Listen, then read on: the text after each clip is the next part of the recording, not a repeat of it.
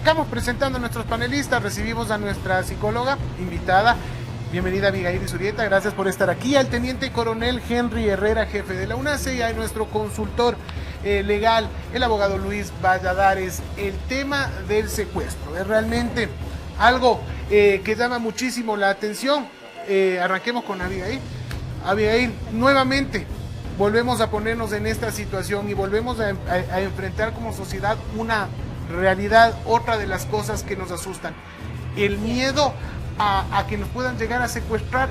Yo siempre he hablado y he dicho este tema de las redes sociales, cuidarse mucho. ¿Qué pasa con una persona cuando empieza a exponer sus viajes, sus autos lujosos o quizá? ¿Qué es lo que sucede? ¿Está vendiéndose quizá para ser secuestrado? Bienvenida, Abigail. Muchas gracias. Buenos días con todos, con la gente que nos mira en casa. Y sí, efectivamente creo que es lamentable, ¿no?, tener que cuidar esta exposición de nuestra vida si queremos compartir lo que hacemos a diario, compartir con nuestros amigos, con nuestra familia, inclusive con nuestros seguidores, si tenemos varios seguidores. Sin embargo, creo que muchas de las veces esta exposición justamente causa esto de los secuestros, ¿no? O por ahí esto de la extorsión, de quizás si es que por ahí hay una imagen o algo comprometedor, pues estas personas o delincuentes, ¿no es cierto?, pues llaman, secuestran o extorsionan a las personas en cuestión. Y es lamentable que tengamos que cuidarnos, sin embargo es la realidad que existe hoy por hoy, así que tenemos que cuidarnos, tenemos que cuidar, no sé, las ubicaciones que compartimos o dónde encontramos, o quizá, no sé, las rutas para llegar a nuestro hogar y todo este tipo de situaciones. Pero creo que es importante también controlar el miedo, porque no podemos vivir con miedo, no podemos vivir siempre con la angustia de, bueno, me están siguiendo, o bueno, algo me va a suceder, algo le va a suceder a la gente que está en mi casa o a mi familia. Hay que poder controlar y gestionar estas emociones.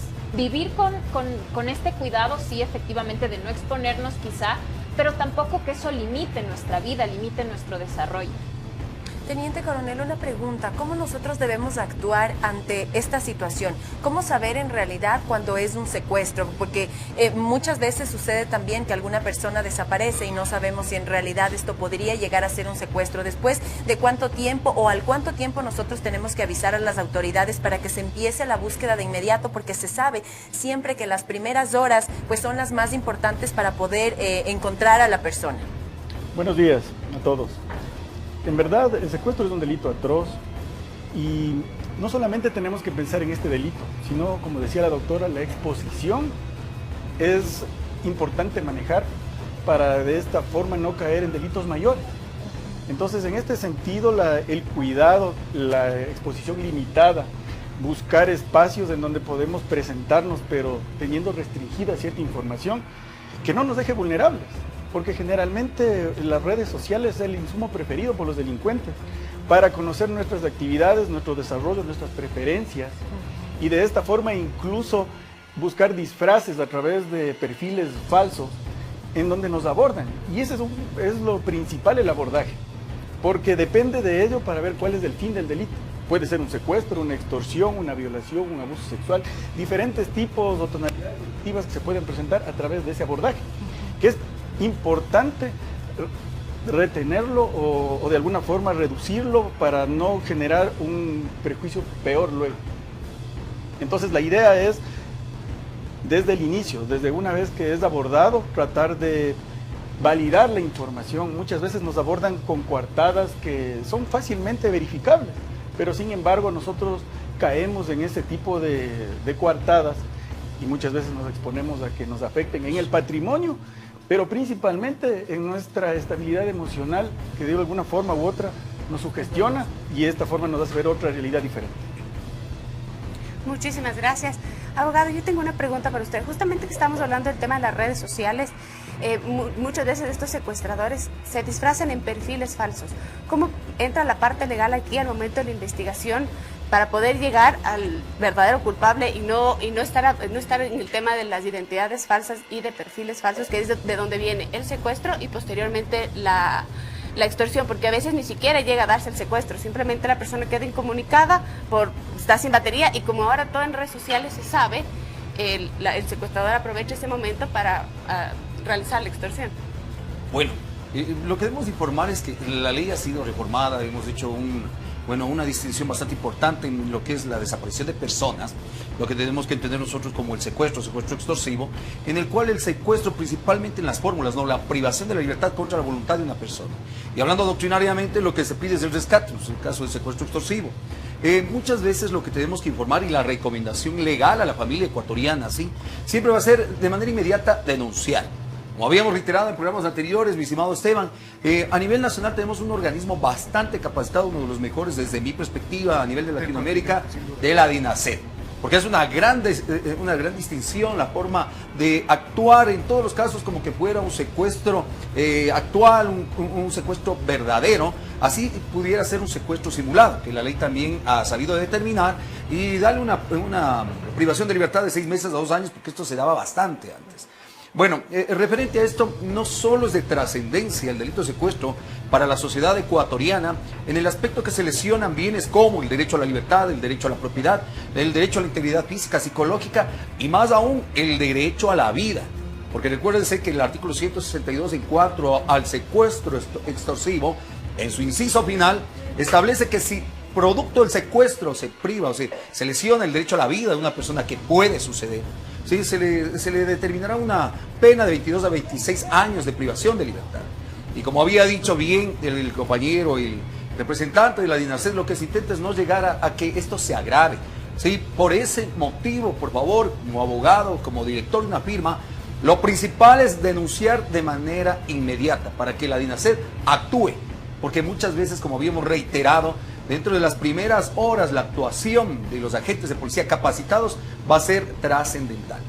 Indudablemente lo que dice el abogado Valladares es clave, ¿no? Y para eso la UNACE, la DINASED, las unidades especializadas de la policía están para eso. Yo quisiera preguntarle, Teniente Coronel Herrera, ¿cómo se hace este procedimiento? ¿Qué es lo que se debe hacer? Porque muchas personas entran en pánico y dicen, no está mucho, voy a acceder. La extorsión es un goteo permanente, la extorsión es algo terrible y se pierde muchas veces minutos, horas clave para la resolución de este caso. Volviendo a decir esto, siempre lo hemos dicho acá, organismos como la UNACE están tan bien preparados que lo mejor es hacer la denuncia inmediata. ¿Cómo se hace este procedimiento, por favor, Teniente Coronel? Bueno, la primera insinuación de un delito de esta naturaleza, la persona que es afectada debe inmediatamente denunciar. Hay canales a través de 911 para que nosotros de una forma personalizada atendamos esa crisis. Hay que tomar en cuenta de que entramos en esta crisis y nosotros tenemos que gestionarla y de alguna forma generar esperanza en ese sentido. Nuestros equipos siempre se van a activar, estamos ubicados en 3 provincias que nos da la movilidad a nivel nacional para atender este tipo de fenómenos delictivos. Sin embargo, los desplazamientos muchas veces se tienen que realizar de una forma urgente, pero como usted decía, la información tiene que ser en ese momento difundida y de alguna forma visible para nosotros poder gestionar ese trabajo. Gracias, Teniente Coronel. Como pueden ver, ahí hay imágenes que son realmente complicadas, difíciles de asimilar en esta situación. Vamos a seguir con este tema del secuestro, aquí con un gran panel para conversar. Es momento de las conclusiones, sí señor. Vamos con las conclusiones de este tema tan interesante, el secuestro. Entonces, arranquemos, por favor. Abogado Valladares, su conclusión de este tema, su recomendación a la sociedad. Mi estimado Gordito, ¿qué te puedo informar? El secuestro anteriormente era un verdadero sistema de financiar, es decir, una empresa. Estoy viendo que en Venezuela y México se han transformado lastimosamente en verdaderos sistemas, como dice ciertos delincuentes. En Venezuela somos empresa. Sí, en México cada 4 horas alguien privado de la libertad con estos fines de secuestro. El seguir fomentando a estos organismos importantes de la Policía Nacional para darnos aquella seguridad también, jueces, fiscales, penas ejemplares en caso de estos delitos, para poder tener esa seguridad de salir con tranquilidad a la calle, de igual manera a nuestros familiares. Es decir, la responsabilidad está en los organismos para seguir fomentando lo que nosotros necesitamos. Muchísimas gracias, abogado. Por favor, doctora, si nos ayuda también con una conclusión. Claro que sí. Bueno, creo que como conclusión en estos casos, y creo que lo he repetido muchas veces, siempre es fundamental la intervención psicológica. para la familia de las personas que son víctimas de secuestro o de extorsión y para la persona que está siendo víctima de extorsión. La salud mental y emocional del ser humano es la base de la comunidad y de la sociedad que construimos, así que es sumamente importante que si han pasado o están pasando por estos momentos, busquen ayuda, busquen apoyo psicológico, guía psicológica para que se sientan bien, estén bien. Muchísimas gracias, Abigail. Teniente Coronel, ¿cuáles son las conclusiones, recomendaciones para este caso? Debemos denunciar definitivamente para poder tener efectividad en lo que nosotros hacemos. Rescatar personas, devolverles la libertad. Tiene que ser visible el problema para poder intervenir de una forma inmediata. No quiero criminalizar tampoco las redes sociales, todo va a depender de quién las utilice. Es como, por ejemplo, un cuchillo manejado por una buena persona preparará manjares, pero en aplicaciones o el internet mal utilizado nos puede llevar a asesinatos, secuestros, extorsiones, un sinnúmero de delitos que ponen en riesgo a las personas. Teniente Coronel, muchísimas gracias. Confiar en las autoridades, por favor. Gracias por la sintonía, que tengan un gran día.